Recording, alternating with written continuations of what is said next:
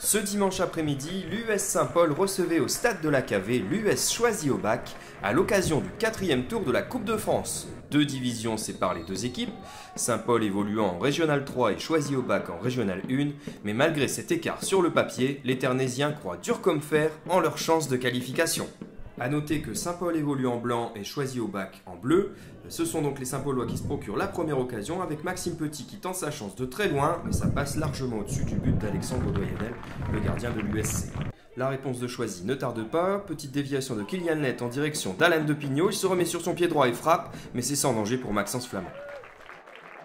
Débordement côté droit pour Saint-Paul, on parvient à trouver Maxime Labitte qui est servi dans les pieds, il va pouvoir centrer en direction d'Adrien Loyer, mais excellente intervention de Damien Briat qui concède le corner. Coup franc lointain tiré par les Cosassiens, c'est repoussé par la défense de Saint-Paul, puis capté par le gardien Maxence Flamand en deux temps. On assiste à une première mi-temps assez équilibrée, mais sans réelles occasions. Légère domination de Choisy-au-Bac, avec ici par exemple cette ouverture du numéro 9, Kylian Lett en direction d'un partenaire, mais bon jaillissement de la défense ternésienne. Corner pour les Bleus juste avant la mi-temps, mais ça ne donnera rien. Et donc 0-0 à l'issue des 45 premières minutes. Les Saint-Paulois reviennent des vestiaires avec de meilleures intentions et beaucoup d'agressivité avec là ici un très bon tacle qui permet à Maxime Labitte de récupérer le ballon. Il tente sa chance mais frappe complètement dévissée.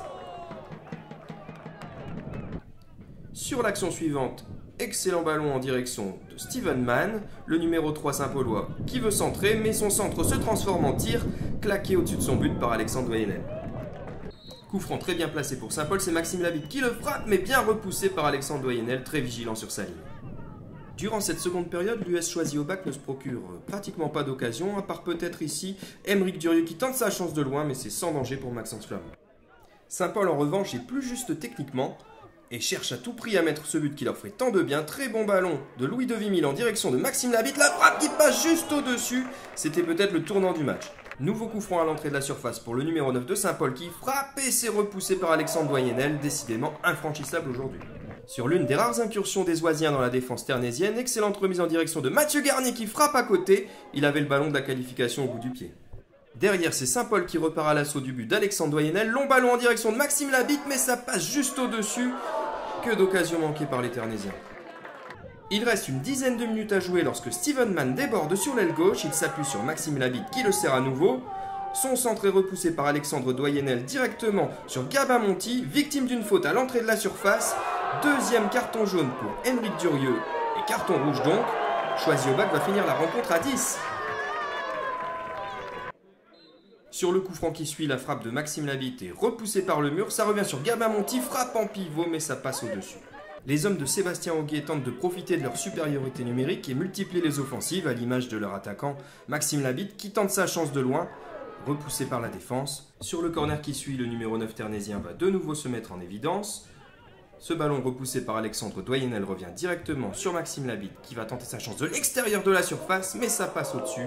Et on en restera là, malgré une belle domination saint-pauloise et des occasions franches en seconde période, le score est de 0-0 à l'issue du temps réglementaire.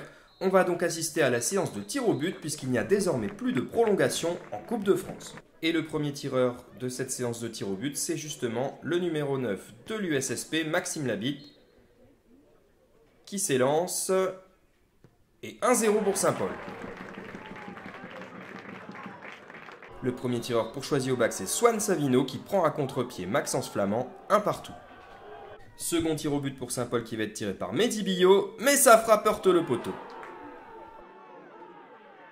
Choisy-au-Bac a l'occasion de prendre l'avantage dans cette séance. Mathieu Garnier s'élance. Et super barré de Maxence Flamand, Saint-Paul reste dans la course. C'est désormais au tour de Gabin Monti de se présenter face à Alexandre Doyenel. Frappe sous la transversale, imparable pour le gardien. 2-1 pour Saint-Paul. Le troisième tireur pour Choisy-au-Bac, c'est Dimitri de Brigode. Il s'élance et ça passe à côté. Saint-Paul mène donc 2-1 et tous les espoirs sont permis.